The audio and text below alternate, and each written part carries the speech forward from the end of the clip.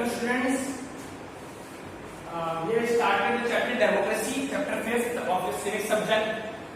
This is the part 4th of chapter democracy. Part first is introduction part. Part second, types of democracies. The topic we have studied, kinds of democracies, है ना? Page number 79. Then features of democracy in part 3rd, and now part 4th is merits of democracy. Page number 81. Merits of democracy, merits मतलब फायदे कि democracy के फायदे क्या हैं। हमने डेमोक्रेसी को जितना भी समझा कि गवर्नमेंट लोगों द्वारा चुनी जाती है, लोगों के प्रति आंसरेबल होती है, जैसे आज है इंडिया में डेमोक्रेसी है, आजकल वैसे ज्यादा नेशंस में डेमोक्रेसी है, तो उसके फायदे क्या हैं। हालांकि उसके नुकसान भी है, हम आगे पढ़ेंगे, फायदे ज्यादा है ना। तो मेरिट्स ऑफ डेमोक्रेसी यानी कि उसके फायदे, ये पार्ट 4 है। जो बोर्ड पे लिखा है मेन पॉइंट्स है, इनको आप लिखेंगे ब्लैक पेन से, फिर जो मैं डिक्टेट करूंगा वो इनके अंदर आएगा, क्या एक्सप्लेनेशन होगा। तो मेरिट्स ऑफ डेमोक्रेसी एक एक समझते हुए चलेंगे और एक एक को लिखेंगे ढंग से। चलिए, तो पहला है एफिशिएंसी। पहला है एफिशिएंसी, EFFICIENCY, एफिशिएंसी। देखिए, एफिशिएंसी होता है कि गवर्नमेंट को अच्छी तरह चलाना, किसी ऑर्गेनाइजेशन हो, स्कूल हो, कहीं भी मैनेजमेंट में काम हो, तो वो चाहता है कि उनकी ऑर्गेनाइजेशन एफिशिएंट हो। एफिशिएंट मतलब कि अच्छी तरह चले, प्रोडक्शन ज्यादा हो, आउटपुट ज्यादा दे, कॉस्ट कम हो और कम टाइम में भी काम करे। ये एफिशिएंसी होती है, यानी कि अच्छी तरह चलना, अच्छा मैनेजमेंट चलना, एफिशिएंट हो। तो डेमोक्रेसी की पहली खासियत है जो एफिशिएंट है। इसमें आप लिखेंगे, जिसके आप बुक है वही प्लीज नोट डाउन कर लीजिए ताकि अच्छी प्रैक्टिस हो जाए एग्जाम के तौर पर, क्योंकि कुछ चीजें अलग भी होंगी, कुछ लाइन डिफरेंट होंगी, कुछ पॉइंट्स हटेंगे, कुछ पॉइंट जुड़ेंगे, इस वजह से।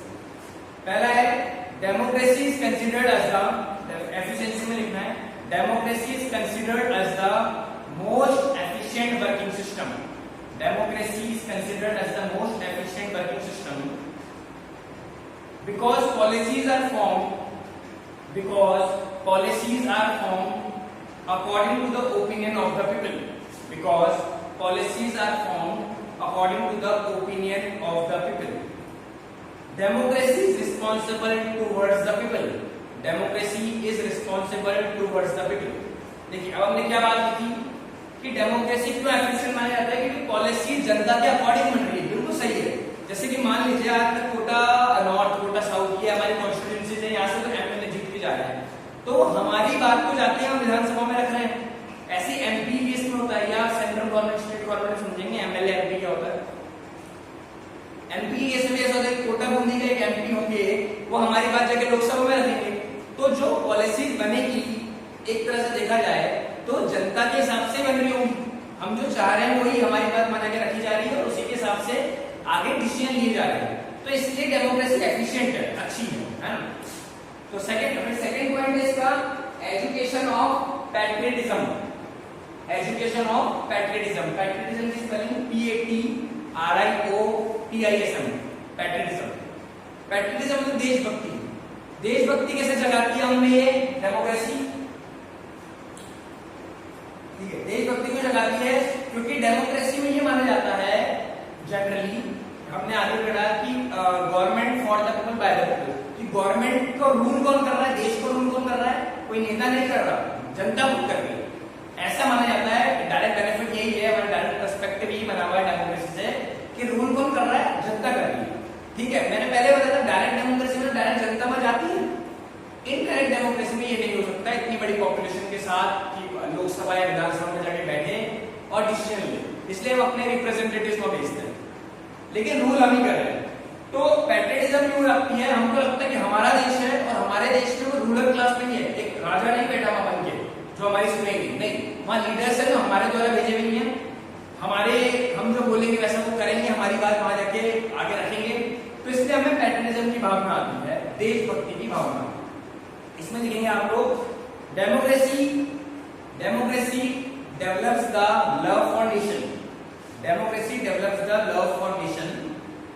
इन democracy, love for nation full stop है। In democracy the state is not considered property of any ruler class.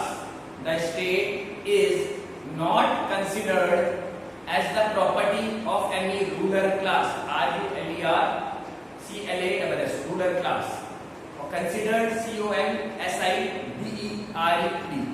The state is not considered property of any ruler class, comma, but it is considered as the property of the public. But it is considered as the property of the public. ये क्या माना जाता है कि देश कोई ruler नहीं चला रहा, वो किसी रूलर की प्रॉपर्टी ना होके पब्लिक की प्रॉपर्टी है. This creates a sense of love. This creates a sense of love and respect for the nation in the public. This creates a sense of love and respect for the nation in the public. तो हमारे अंदर देशभक्ति, एक love, एक respect जागता है अपने देश के लिए. थर्ड पॉइंट है protection from revolution. Third point protection from revolution. Revolution से हमको प्रोटेक्शन मिलती है. रेवोल्यूशन की स्पेलिंग REVOLUTION. रेवोल्यूशन क्या होता है? जो राजा के खिलाफ क्रांति की जाती है, जैसा आपने 9th क्लास में पढ़ा होगा, फ्रेंच रेवोल्यूशन, रशियन रेवोल्यूशन, कि किसी देश के राजा से लोग नाराज हो जाते हैं तो उसके खिलाफ रेवोल्यूशन करते हैं, उसे गद्दी से हटाने के लिए. डेमोक्रेसी में रेवोल्यूशन के चांस लगभग ना के बराबर है. क्यों? क्योंकि जनता के द्वारा ही नेता चुने गए हैं और वो उनके हिसाब से डिसीजन ले रहे हैं. लेकिन फिर भी मान लीजिए मैं किसी नेता से, किसी प्राइम मिनिस्टर से, प्रेसिडेंट से खुश नहीं हूं, तो मुझे मौका मिलेगा 5 साल बाद वापस चुनाव में मौका पार्ट लेने का, और मैं वापस उसको चाहूं तो वोट नहीं दूं और वो हारे. ये होगा. तो जनता के द्वारा ही सरकार चुनी जा रही है, तो रेवोल्यूशन की कोई बात नहीं होती कि हम विद्रोह करें. हम विद्रोह किसका करेंगे? हम तो खुद का विद्रोह करेंगे तो रेवोल्यूशन करेंगे, क्योंकि हमने तो उनको चुना है. फिर भी मान लीजिए चुनने के बाद वो अपने स्वभाव में परिवर्तन लाता और हमारे अनुसार काम नहीं करता, जैसे हम चाहते थे वो हमारे अनुसार नहीं चलता है, तो हम इलेक्शन कंटिन्यू हो रहे हैं ना 5 साल में, तो फिर उसको हटाएंगे. तो रेवोल्यूशन के चांस लगभग ना के बराबर हो जाते हैं जब एक डेमोक्रेसी आ जाती है. तो ये बहुत बड़ा फायदा है.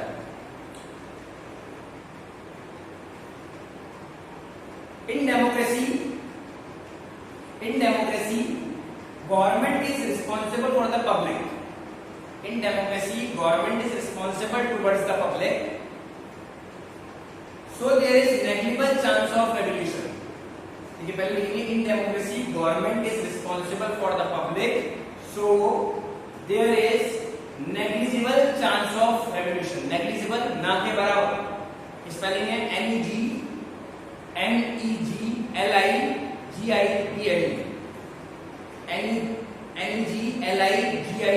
नेग्लिजिबल चांस ऑफ रेवोल्यूशन है ना, क्योंकि डेमोक्रेसी में रूलर किसके लिए? जनता के लिए बने हुए, उनके अनुसार ही काम करते हैं, इसलिए रेवोल्यूशन के चांस लगभग ना के बराबर हो जाते हैं कि कोई विद्रोह होगा.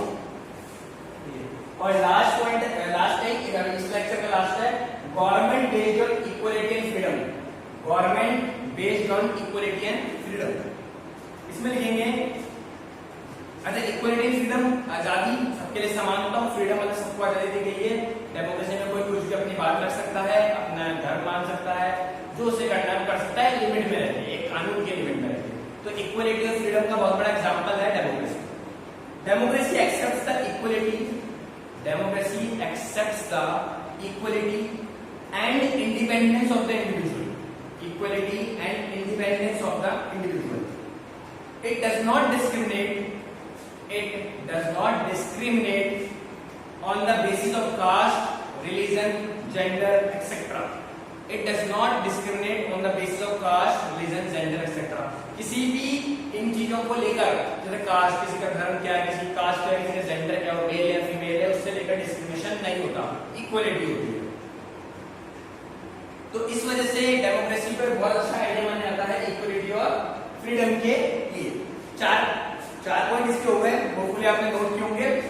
Okay, thank you.